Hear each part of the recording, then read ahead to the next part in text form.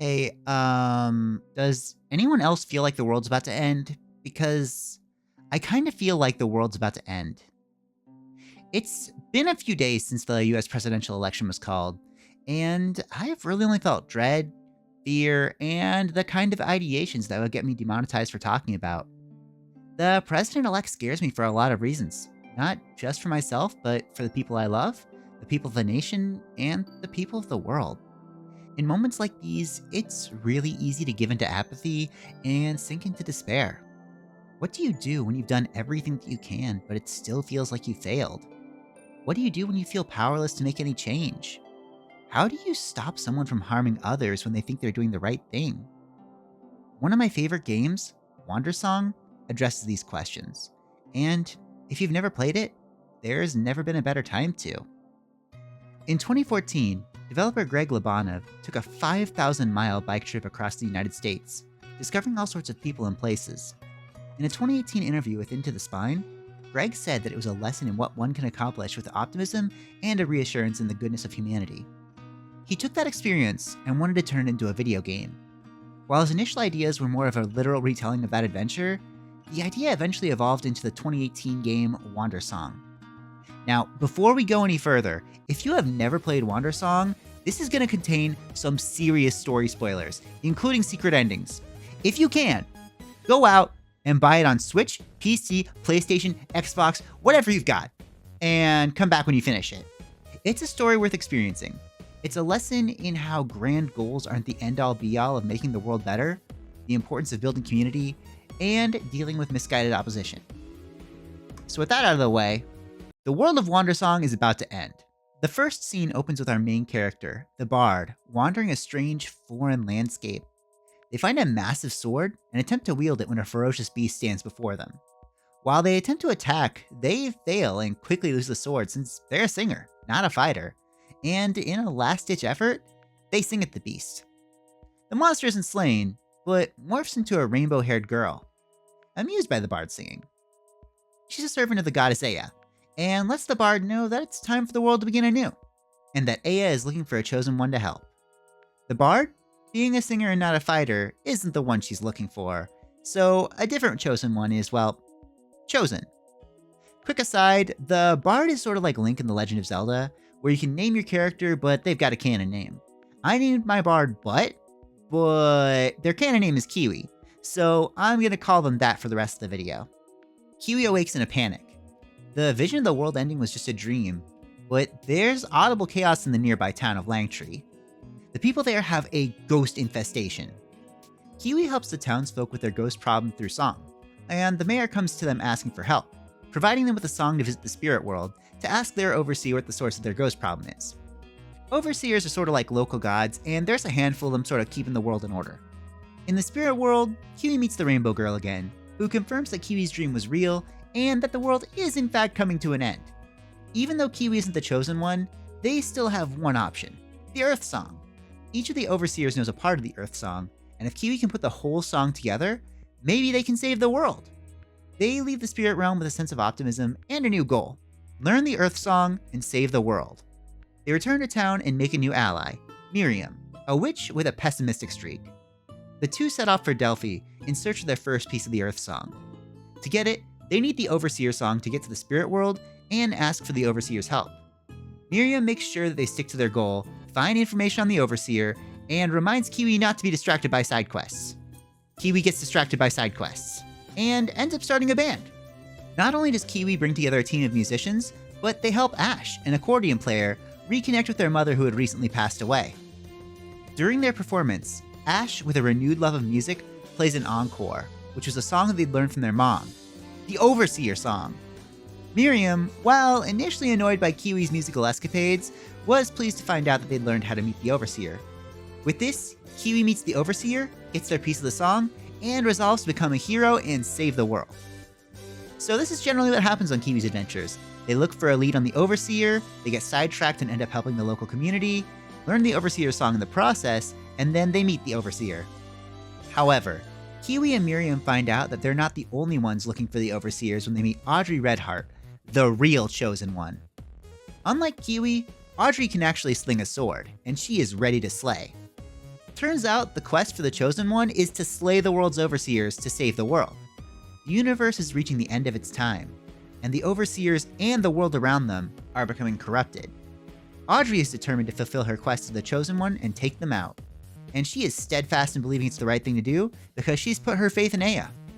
Thing is, the Chosen One doesn't get the truth.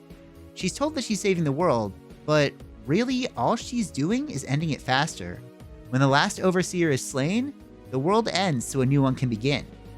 The quest becomes a race to the overseers. Kiwi wants their help, and Audrey wants their demise. Both of them are competing to save the world, but in very different ways.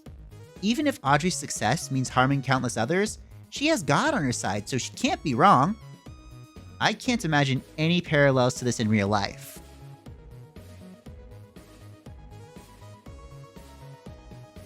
When they reached the final overseer, Kiwi had just one request of Audrey.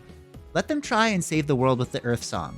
If it fails, Audrey can do her Chosen One thing and bring on the end times. Even the rainbow-haired girl who set Audrey on this quest asked her to let Kiwi try this. Still, at the last moment possible, Audrey cheats and kills the Overseer, ending the universe. Kiwi had lost. The whole world had lost.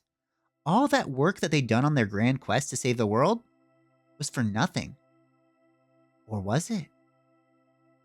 While staring down the end of all things, the world joined together in song. They didn't sing the Earth Song Kiwi had spent the whole adventure looking for. It was something new, something special.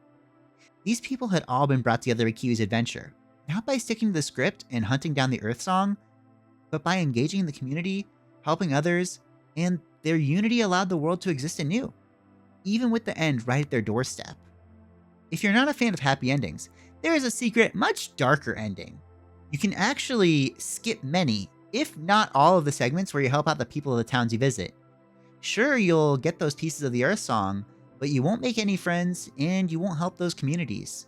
If you never bring the world together, you'll never bring the world back from the brink of destruction. You'll just watch the world end while the credits roll. This year, we've been facing an insurmountable goal: the election. We've all been so laser-focused on winning, hoping that our candidate could take the White House. Whether you're a Kiwi or an Audrey, most of us went to the polls voting for the option that we thought would save the world. Turns out, most of the votes were for a candidate that feels more like the end times for many of us. But like in Wandersong, losing isn't the end. Just because the election is over doesn't mean it's the end of the world.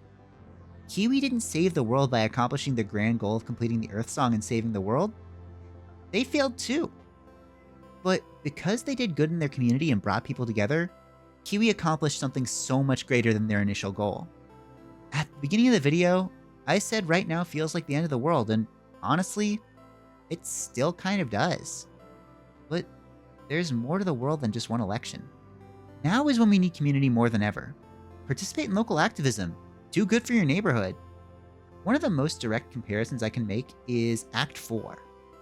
When a factory opens in town to produce toys, it's seen as a way to bring joy to kids and work to the adults. But it's really just a blight on the town.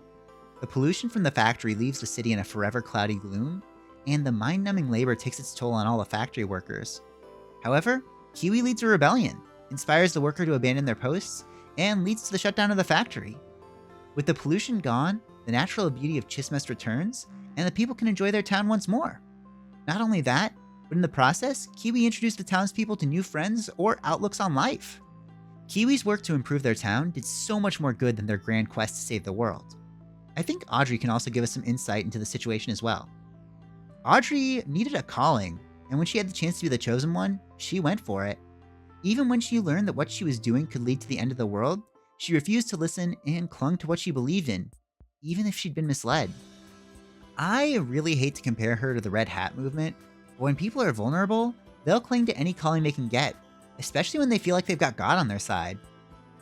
A lot of the strategy on that side relied on misinformation, including blatant lies and a distaste for fact-checking. No one likes being told that they're wrong, so folks that have been fed lies would rather double down than listen to reason. The best way to address this is to prevent it. Give people resources beyond falling down the alt-right rabbit hole by investing in your community.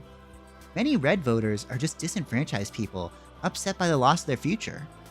We live in a world where prices skyrocket out of control, and housing is a luxury few can afford anymore. and the anger from this cruel world leaves people vulnerable. Invest in your community. Volunteer. Make the world a better place. If your work starts and ends with just a vote, and then you watch the credits roll when you lose, then it really is the end of the world. Don't give up. Keep putting good out into the world, and never let your song be silenced. If you haven't played Wandersong yet, now's your sign to go do that. It's a phenomenal game, and it's the kind of game we all need right now.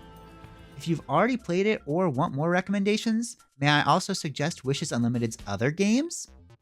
Chicory, A Colorful Tale, is about the challenges of being a creator, and so much more. It's sort of like if Link's Awakening was also a coloring book. Beastie Ball is their newest title, and it's a tactics sports adventure where you recruit little critters to play volleyball. Anyway, thanks for watching my video. If you made it this far, be sure to leave something nice in the comments since there's probably a lot of red hat weirdos in the comments, and I need cool people like you to balance that out. You could also hit that subscribe button and watch the other cool videos from me. Shout out to the awesome people that support my work, and thank you for watching my video. Catch you in the next one!